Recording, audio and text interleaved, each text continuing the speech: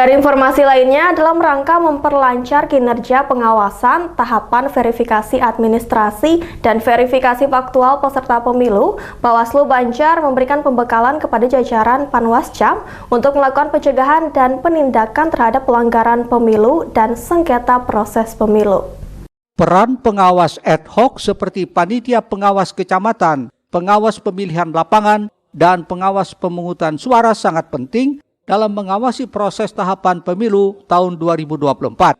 Untuk itu perlu bekal pengetahuan teknis maupun pengetahuan regulasi supaya para pengawas memahami seluk-beluk secara menyeluruh tentang tugas dan fungsinya. Sementara itu temuan pencatutan data atau nama masyarakat tanpa izin menjadi atensi penyelenggara pemilu 2024.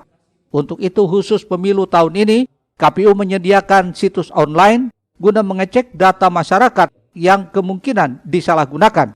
Pencatutan nama warga sebagai anggota atau kepengurusan partai politik ini berpotensi menimbulkan sengketa proses pemilu.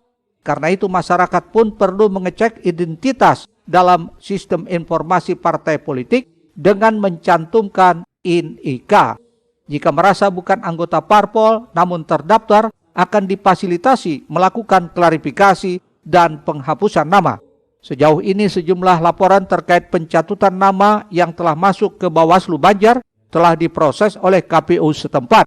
Sebagian nama yang terbukti dicatut akhirnya dihapus dari sistem. Harus ditindaklanjuti. Nah, ditindaklanjuti ini tentu ada tahapan-tahapan baik formil dan material yang menjadi kewenangan Bawaslu memproses itu. Ya. Kemudian dalam ranah pelanggaran pidana misalnya, saya menekankan bahwa ada regulasi-regulasi baik dalam undang-undang pemilu dan kitab undang-undang hukum pidana terhadap pelanggaran atau dugaan pelanggaran. Secara nasional kita tahu contoh kasus saja soal pencatutan nama.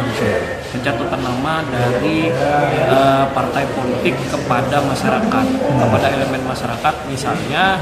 Salah satu kasus misalnya banyak seperti di Bali misalnya, banyak ratusan nama itu yang dicatut nik yang bukan terdaftar sebagai anggota partai politik. Misalnya apa? Misalnya di situ ada nama seorang ASN.